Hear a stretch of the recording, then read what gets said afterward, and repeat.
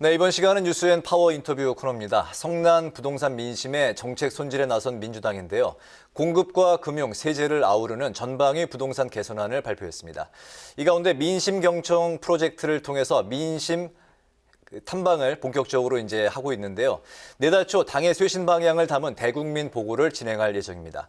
오늘은 더불어민주당 부동산 특위 위원이신 천준호 의원과 함께 관련 이야기 나눠보겠습니다. 의원님 어서 오십시오. 어서 오세요. 네, 안녕하십니까. 네, 바쁘신데도 나와주셔서 감사드립니다. 맞습니다. 네.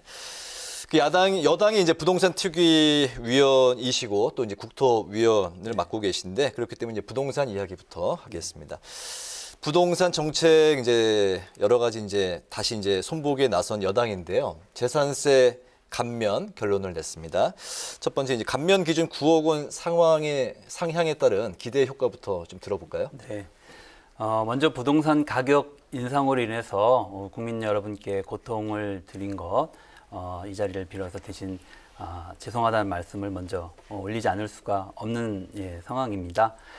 지난해 가격 인상도 있었고 또한 그 공시지가 현실화 계획에 따라서 공시지가가 실제 가격을 반영하는 비율이 많이 올랐습니다. 네. 그에 따라서 국민들이 아마도 재산세를 부과하는 데 있어서 전보다는 좀 인상된 가격으로의 재산세를 부과받게 되신 상황입니다.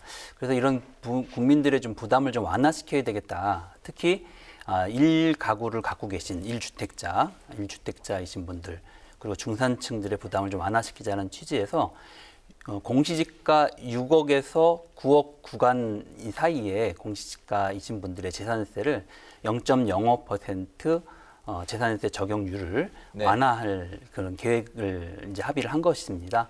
이렇게 되면 전국적으로 약 44만 호가 이에 따른 혜택을 이제 보시게 되겠고 재산세 감면 혜택을 이제 체감하실 수 있게 될 것으로 보입니다. 네, 특히에서 추가 공급제과 대출 규제 완화 내용을 담았는데 이러한 대책 일건의 취지와 방향성이 어떻게 되나요? 일단은 제일 중요한 것은 무주택 서민을 이제 보호하는 것이고요. 그리고 투기 세력의 투기 수요를 좀 억제하는 것이고, 그리고 1주택을 갖고 계신 중산층을 보호하는 것이 기본 방향이라고 이렇게 보셔야 될 것 같습니다. 네. 네네. 그러나 종부세와 양도세는 결론을 내지 못했는데요. 부자 감세를 주장하는 반대론이 여전히 분출을 하고 있습니다. 그런데 특위는 예상과는 달리 단일안을 내놨어요. 네. 네. 그 앞에서도 이제 설명하셨던 것처럼 6월 1일부로 종부세는 작년에 비해서 인상이 됩니다. 뿐만 아니라 2주택, 3주택 재산을 갖고 계신 분들의 종부세 대상자는 더 중과되는 세금을 올해부터 적용을 하게 되기 때문에 부자 감세라고 이렇게 보기는 어렵고 다만 1주택을 갖고 계신 분 중에서 중산층에 해당되시는 분들이 전반적으로 가격 인상 그리고 공시지가 현실화율에 따라서 그 반영률이 높아지면서 종부세 구간에 들어오신 분들이 많이 생기게 된 겁니다. 그래서 그분들에 대해서는 어떻게 조치를 취해야 될까라고 하는 것들이 고민이고요. 최초의 종부세가 설계될 때만 하더라도 0.6%의 국민들을 대상으로 하는 이제 법안이었는데요. 네. 올해 이제 이 가격이 인상된 산에서 다시 계산을 해보니까 약 3.7%가 종부세 과세 대상이 된 겁니다. 그래서 처음 설계보다 너무 많은 사람이 많은 가구가 여기에 들어오게 됐다라고 판단을 해서 적정 수준에서 그리고 국민들이 납득할 수 있는 수준에서 그것을 조정해야 되지 않겠느냐라는 생각을 갖게 된 것이고요. 그에 따라서 전 국민의 2% 가격을 기준으로 해서 상위 2%까지만 종부세를 부과하자라고 하는 수정안을 내놓은 상태고요. 기존 정부안은 9억 이상 공시지가 9억 이상을 대상으로 종부세를 부과하고 있는데 거기에 과세이연제도라고 해서 주택이 매매가 되거나 또는 증여를 하거나 이렇게 할 때까지 세금을 납부하는 것을 유예하도록 해주면서 실제로 거래가 실현돼 가지고 수익이 실현될 때 종부세를 미뤘다가 낼 수 있는 제도를 도입하는 방식으로 하면 9억을 그대로 지키더라도 국민들의 부담을 최소화할 수 있지 않겠느냐라고 하는 안을 갖고 있습니다. 그래서 이 두 가지 안을 놓고 당 안에서는 어떤 것이 더 현실적이고 또 국민들이 공감하실 수 있는 안인지를 검토하고 있는 단계입니다. 네, 네. 민주당 안에서 이제 기존에 이제 규제를 고수하느냐 또 완화하느냐 이렇게 이제 왔다 갔다 하는 사이에 기존의 안을 그냥 고수하는 것만은 아니고요. 네. 기존에 제일 문제가 됐던 것이 고연령에 장기간 네. 내가 집을 보유하고 있었는데 가격 인상이 되면서 종부세 구간으로 들어갔다. 그럼 이분들은 사실상 지금 은퇴했기 때문에 수입이 없지 않습니까? 네. 이분들에 대한 갖고 있는 고통을 좀 줄여드려야 되는 거 아니냐라는 취지에서 도입된 제도가 과세 이연 제도입니다. 그래서 거래가 실현돼서 나중에 매각을 하거나 증여를 할 때 그 종부세 미뤄놨던 것을 한 번에 낼 수 있도록 하는 제도를 이번에 같이 도입하자라고 하는 계획입니다. 알겠습니다. 민주당이 이제 부동산 확정안은 언제쯤 나옵니까? 지금 면밀한 검토와 논의를 거쳐서 6월 중에는 확정될 것으로 6월 안에요. 이제 한 달 안에 나올 것 같다. 네, 말씀이신데 아직 그 확정안이 이제 여당 측에서 나오기 전에 야당이 먼저 이제 확정안을 내놨습니다. 무주택자 내 집 마련 기회 확대 그리고 이제 종부세 감면 기준을 12억 원으로 이제 상향하자 이런 야당의 부동산 대책은 또 어떻게 평가하십니까? 야당에서 제안하신 부동산 정책에 대해서도 면밀히 검토를 해서 좋은 부분이 있다면 저희가 잘 이제 수용을 하고 또 좋은 아이디어는 잘 차용을 해야 될 것 같습니다. 하지만 야당은 또 국정에 직접적 책임을 지지 않기 때문에 아무래도 편안하게 국민들에게 인기를 얻을 수 있다는 생각에 많은 감세안을 이제 내신 것 같은데요. 네. 뭐 어쨌든 저희는 또 책임 있는 자세로 또 검토를 해서 좋은 대안을 만들어야 되겠다고 생각을 하고 다만 한 가지 안타까운 것은 지난 2월 4일 정부 차원에서 공공 주도로 도심지 내 주택을 공급하겠다라고 하는 이사대책이 발표되었습니다. 그 이후에 상당히 시중의 주택 가격이 안정세에 들어갔습니다. 하향 안정세에 이제 갔었는데요. 네. 지난 4월 보궐선거에서 오세훈 시장이 내가 시장이 되면 한 달 안에 재건축 규제를 모두 완화하겠다라고 이렇게 공약하고 이렇게 하고 당선이 되었습니다. 실제로 4월 보궐선거 이후에 서울시의 주택 가격이 강남권 재건축 시장을 중심으로 해서 지금 상당히 불안한 상태를 보이고 있고 가격이 올라가고 있습니다. 그래서 강남 재건축 그 단지 발 주택 가격 인상이 지금 되고 있어서 사실 상당히 좀 불안한 마음으로 보고 있는데요. 오히려 이럴 때 좀 그것을 어떻게 안정시킬 것인가에 대한 대안을 제시하셨으면 훨씬 더 국민들이 보고 안심하시지 않았을까 하는 좀 아쉬움은 남습니다. 알겠습니다. 네, 주제를 바꿔볼까요? 민주당이 일주일 동안 가동한 국민소통, 민심경청 프로젝트를 오늘 마무리를 했는데요. 민심경청 텐트를 치고 바닥 민심을 정치를 했습니다. 사실 의원께서 이 민심경청 텐트의 원조시지 않습니까? 네. 제가 그 2016년부터 원외 지역위원장을 하면서 지역에서 골목 당사라는 것을 했습니다.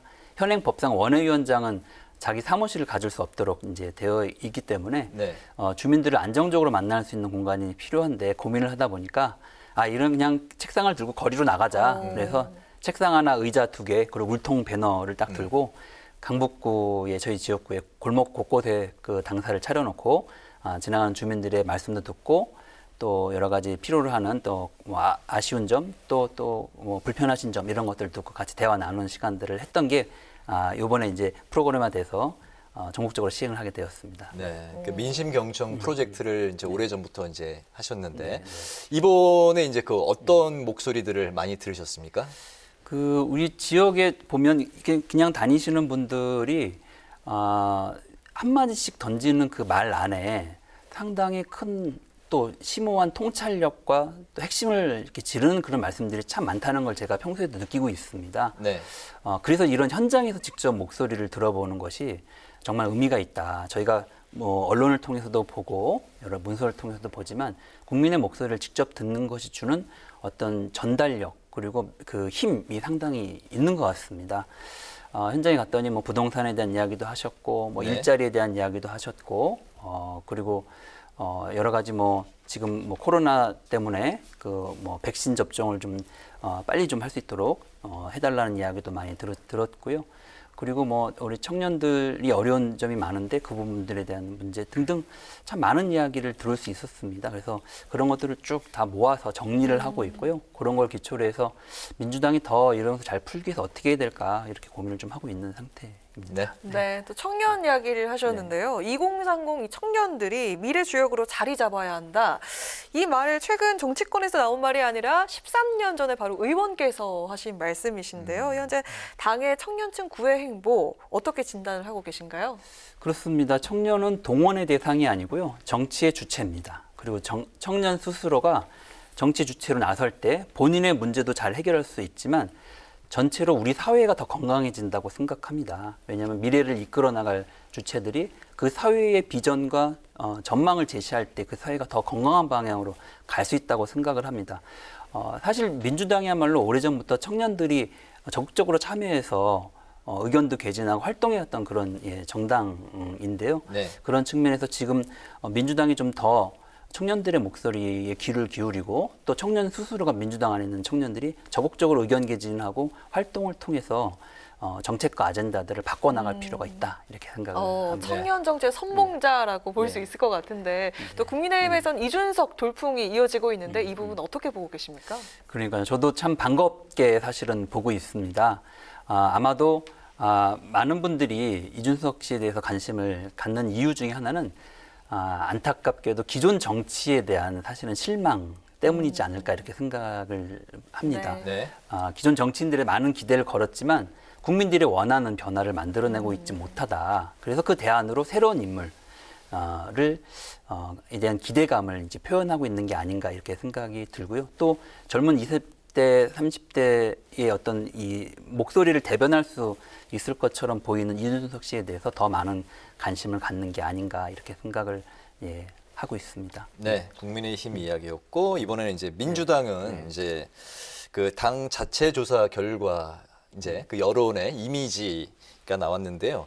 내로남불, 거짓말, 독단, 무능한 40, 50대 남성 뭐 이렇게 이제 약간 좀 아픈 이야기들이 많이 나왔는데 어떻게 생각을 하십니까? 글쎄요, 뭐 민주당에 대한 뭐 이야기는 여러 가지 사실은 그때 조사해 보면 이미지들이 있었습니다. 예를 들면 뭐 진보 그리고 뭐 정의를 뭐 추구하는 뭐 이념적인 또 진보적인 이런 이미지들도 함께 있었는데요.